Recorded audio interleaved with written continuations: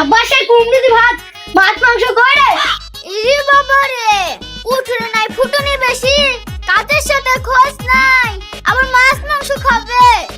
হ্যাঁ রে আমরা মাছ মাংস খাওয়ারই লোক বাপদের মতো আমরা এত ছোট লোক লয়। হ্যাঁ আমার জানা আছে তোমরা কত মাছ মাংস খাও লোক আজ 2 বছর বিয়ে হয়ে গেল একজন তো শাক ছিল ভাত জুটি না তার আবার কত কথা। এই তুই বকিসনি তো আর ভালো লাগছে না বাড়িতেও মাছ মাংস খাইনি শ্বশুর বাড়িতেও মাছ মাংস পেছি না পুরো তরকারি খেতে খেতে আমার জীবনটা পুরো শেষ হয়ে গেল শালা থাকবো না এই বাড়িতে।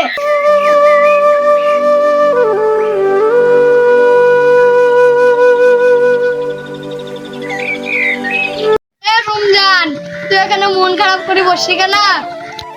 কি করো ভাই বাড়ি থেকে বইয়ের সাথে ঝামেলা করে চলে এসেছি খিদেও লেগেছে বাড়ি যাওয়ার মতন মুখও নাই। তোর তো মুখ নাই আমার তো মরাছাড়া করতে নাই। কেন রে ভাই তোর আবার কি হলো? আর কি বলবো রে বাড়ির কথা একদিন কাজে না গেলে তোর ভাবি পিটিং পিটিং মারে খেতেও দেয় না সেই দুঃখ আমি বাড়ি থেকে পালিয়ে এসেছি। আমাদের তিনজনের ভাই সেই একই অবস্থা আমরা আর বাড়ি ফিরে যাব না। বাড়ি ফিরে যাব না তা খাবো কি? এখন খাবার অভাব রে কত জনের বিয়ে হচ্ছে অনেক দূরে চলে যাব বিয়ে বাড়িতে ঢুকে ভালো মন্দ খেয়ে আচ্ছা ঘুরে বেড়াবো। এই আমার নাই খেয়ে ঘুরে বেড়াবো আমাদের বইয়ের কি হবে? এই ওদের লেগে টেনশন করিসনি তো কোয়ান্টালে যা চাল পাবে ওই খেয়েই থাকবে। যা সব আপন আপন ড্রেস পরে আগা যতই হোক বিয়ে বলি কথা। এই শোন হাতে করে একটি টিফিনও নিয়ে আসিস। টিফিন কি হবে রে? যেই দিন বিয়ে হবে না সেই দিন না খেয়ে থাকবি নাকি? ও ঠিক আছে নিয়ে আসছি।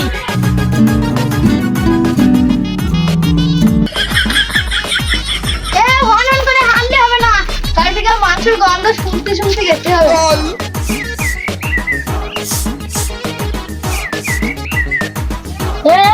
পাড়াতে তো মাংস সেন করছি না শুক্তি সেন করছি। এই পাড়া তো শুক্তি ঘর পাড়া অন্য পাড়াতে জায়গা অন্য পাড়াতে জায়গা।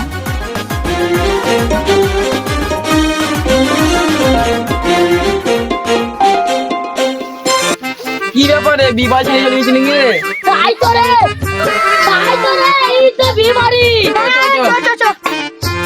বিয়ে তো হচ্ছে কিন্তু বিপিএল লাগছে তো প্যান্ডেল কই তো খুয়া দেওয়া হবে না। যা দিচ্ছি সবজি দিতে হবে না মাংস দিতে হবে যাওয়া হবে।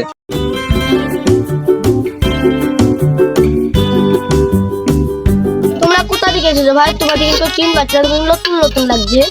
আমরা অনেক দূর থেকে আসছি আমরা ছেলে পক্ষ এখানে আমার দাদু মরেছে আমি চল্লিশ গাড়ি তোমরা বিয়ে বাড়িতে দিয়েছো বলি রে